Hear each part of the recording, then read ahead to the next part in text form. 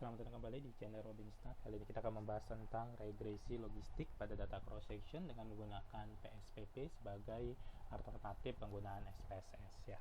Jadi regresi logistik yaitu suatu jenis regresi di mana variabel independennya atau variabel terikatnya merupakan data kategori yang terdiri dari dua label atau dua atribut atau dua kategori.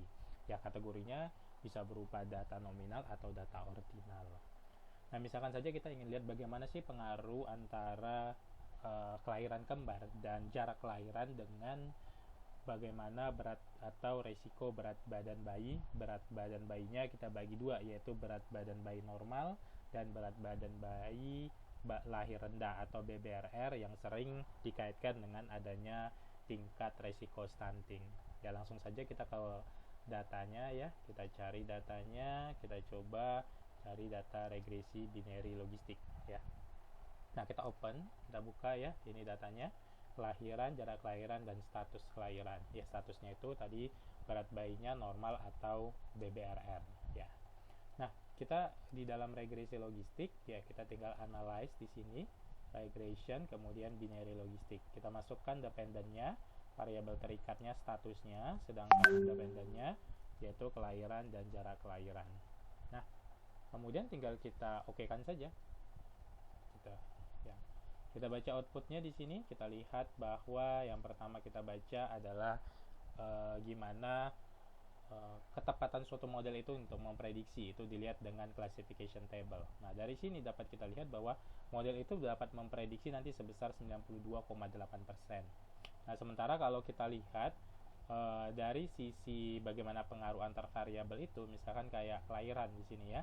Nah, kelahiran dia koefisiennya positif. Jadi kalau jarak kelahiran itu dia ketika dia kelahiran kembar. Jadi kalau dia lahir kembar, maka peluang dia untuk BBRR itu lebih tinggi ketimbang tidak kembar.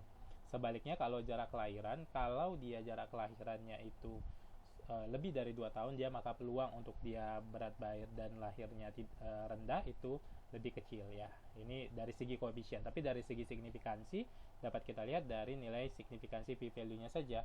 Jika dia lebih kecil dari alfa yang kita tentukan, misalkan saja 5%, berarti dia signifikan berpengaruh. Sedangkan kalau dia lebih besar, artinya dia tidak signifikan berpengaruh. Hanya saja di sini lebih sederhana sekali ya, tidak ada misalkan ketika nanti menggunakan metode-metode ketika datanya tidak balance, atau misalkan datanya terjadi sini pelanggaran untuk asumsi dia datanya harus tidak overdispersi. Kemudian di sini juga tidak ada pengujian Hosmer. Nah, kelemahannya masih ada beberapa yang tidak ditampilkan dengan menggunakan PSPP ini. Nah, demikian untuk materi hari ini, semoga bermanfaat. Sampai ketemu di video-video berikutnya. Terima kasih.